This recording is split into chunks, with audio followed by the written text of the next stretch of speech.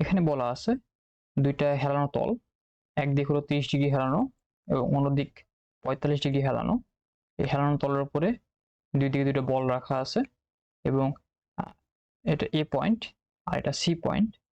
এ থেকে সি এর দূরত্ব 20 মিটার। আমাদের এখন যেটা বের করতে হবে যে সি বিন্দুতে এই দুইটা বলের শক্তি। তো এই সি বিন্দুতে যেটা আছে এটা কিন্তু স্থির অবস্থায় আছে ইনিশিয়ালি, তাদের কোনো গতিশক্তি নাই, কিন্তু এতে যেটা আছে সেটা বিভব শক্তি। এই দুইটা বলের ভর দেওয়া আছে 2 কেজি। তাহলে আমি যদি প্রথম বলের ক্ষেত্রে চিন্তা করি, তাহলে প্রথম বলের ক্ষেত্রে বিভব শক্তি হবে E P equal to MG H. H মানে কি নিচে থেকে খাড়া বরাবর লম্ব বরাবর হাইট এইচ। এবং এই বলের ক্ষেত্রে চিন্তা করি, এই বলের ক্ষেত্রেও same E P equal to MG H. এই দুটির মোট শক্তি কত? তাহলে আমরা জাস্ট এই দুটো যোগ করে দিলেই হয়ে যাচ্ছে। এটা বিভব শক্তি এমজিএইচ আর এটা বিভব শক্তি হবে এমজিএইচ। তাহলে আলটিমেটলি এখানে 2 এমজিএইচ। এখন এখানে এইচ এর মান কত? 20 মিটার অতিভুজ, আর এটা থেটা, আর এটা কি লম্ব। এইচ এর মান হবে, এটা লম্ব হওয়ার কারণে 20 সাইন 30 ডিগ্রি। আমরা মানগুলো বসাই দিলে অ্যান্সার পেয়ে যাব। 2 গুণ এর মান কত? 2 কেজি। 9.8 গুণ 20 সাইন 30 ডিগ্রি, তাহলে অ্যান্সার আসবে 392 জুল। আর যেহেতু এই গোলকটা স্থির অবস্থায় আছে ইনিশিয়ালি, এদের কোনো গতি নেই, এদের দুজনের গতি শক্তি কি 0 জুল হবে। তাহলে আমরা চিন্তা করি যে মোট বল ইপি যোগ ইকে 392 প্লাস 0 জুল বা 392 জুল, এটা আমাদের অ্যান্সার। আমরা নেক্সট ম্যাথ দেখব, ঘ নম্বরটা। ঘ নম্বর আমাকে বলতেছে যদি এই দুইটা গোলককে একই সাথে মুক্ত করা হয়, তাহলে তো এই গোলকটা কি মাটিতে পড়বে, আবার এই গোলকটাও মাটিতে পড়বে। এখন তারা একই সময় পড়বে কিনা এইটা আমাদের বের করতে হবে। আমরা গ নম্বরে বের করছিলাম এই দুই পয়েন্টে এই দুটো গোলকের মোট শক্তি 392 জুল এবং এর দুজনের শক্তি কি সেম। তাহলে আমাদের এখানে একজনের শক্তি কত আসবে? 392 এর অর্ধেক, 196 জুল। এখন গোলকটি যখন এখান থেকে এই পয়েন্টে পৌঁছাবে তখন কি তার একটা বেগ থাকবে, সেটা হলো v1।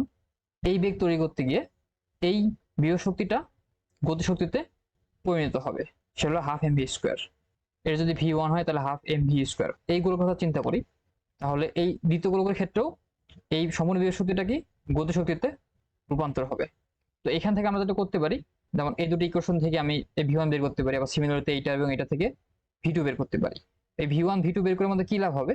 আমরা s equal to u plus v by 2 into টি, এই ফর্মুলা থেকে এই t1 আর এই t2 এর মানটা বের করতে পারবো। তো এখান থেকে আমরা আগে v1 এর মানটা বের করে ফেলি।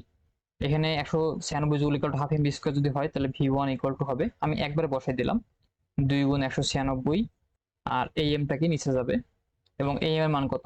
2 কেজি। তো এমটা নিচে যাবে, আমি একবার 2 বসাই দিই। আর এখানে কি থাকবে? V square. এখন এই স্কয়ারটা দিক চলে আসলে আমাদের রুট আসবে, তাহলে v1 এর মান হবে 14 মিটার পার সেকেন্ড।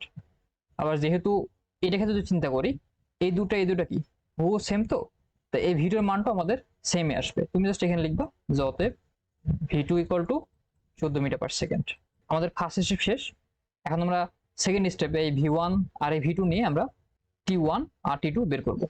তাহলে প্রথম বলের ক্ষেত্রে এটা কি s1 is equal to e plus v by 2 into t1, বা আমরা এখানে t1 ইকুয়াল টু কি লিখতে পারবো? s1 by u plus v by 2। আমরা এখানে যদি ভ্যালু বসাই, s1 এর মান কত? 20 দেওয়া আছে, u এর মান ইনিশিয়ালি 0, আর এটা তো v1 এর মান কত? 14 বাই 2। তো এই যদি আমরা ক্যালকুলেটর বসাই তাহলে আমাদের অ্যান্সার আসবে 2.86 সেকেন্ড। এখন আমরা দ্বিতীয় ক্ষেত্রে t2 বের করব। ফর্মুলা হবে s2 equal to u plus v2 by 2 into t2। তাহলে আমাদের এখানে t2 এর মান আসবে s2 by u plus v2 by 2। আমরা যেখানে ভ্যালু বসাই, এখন s2 এর মান কত? s2, এটা তো আমাদের s2, এখানে s2 এর মান বের করতে হবে। তো h আর s2 এর সম্পর্ক কি? s2 অতিভুজ আর h লম্ব, তাহলে h is equal to s2 sine 45 degree. এখান থেকে আমরা s2 এর মান পাবো, s2 ইকুয়াল টু h এর মান কত? h এর মান কিন্তু আমরা আগে বের করছিলাম যে 20 sine 30 by sin 45 equal to 10√2 metre.